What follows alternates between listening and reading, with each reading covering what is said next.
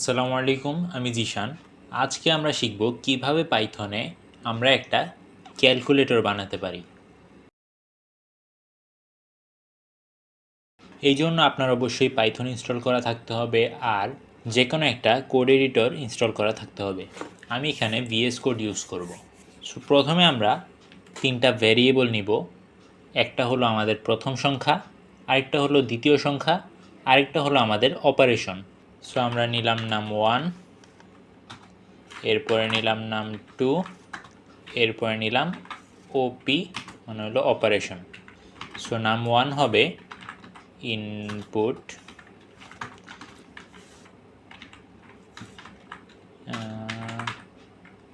নাম 1। এই জিনিসটা যেহেতু একটা স্ট্রিং হিসেবে ইনপুট নেওয়া হবে, এই জন্য এটা আমাদেরকে ইন্টিজারে কনভার্ট করে নিতে হবে। এই জন্য এই পুরো কোডটাকে আমরা ইন্ট ফাংশনের ভিতরে দিয়ে দিব।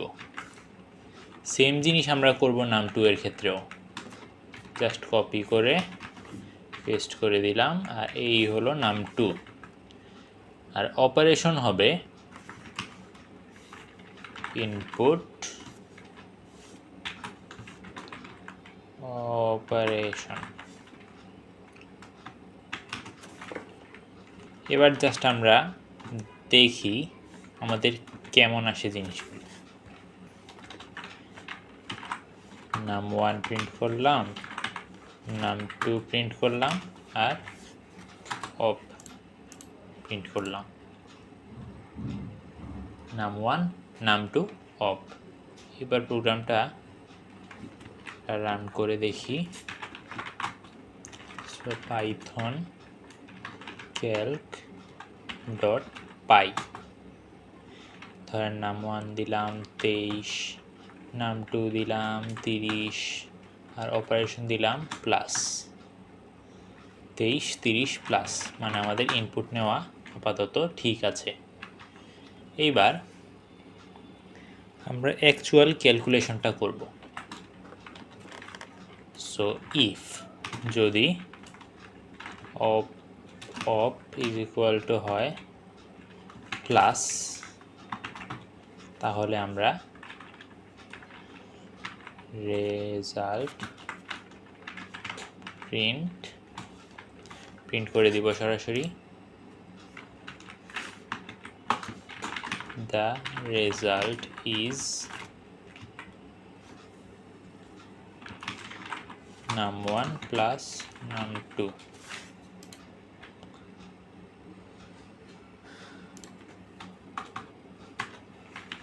এলিফ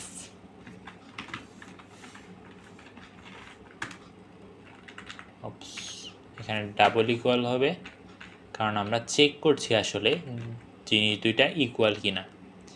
আমরা এখানে কোনো ভ্যারিয়েবল অ্যাসাইন করছি না, জাস্ট চেক করছি জিনিস দুইটা ইকুয়াল কিনা, এই জন্য এখানে ডাবল ইকুয়াল দিতে হবে। এলিফ অপ ইজ ইকুয়াল টু মাইনাস, তাহলে about the same thing, just প্লাসের জায়গায় মাইনাস হবে, মাইনাস। আবার প্রায় সেম থিং পুরাটা, যদি যোগ বিয়োগ গুণ হয় তাইলে গুণ করে দিব,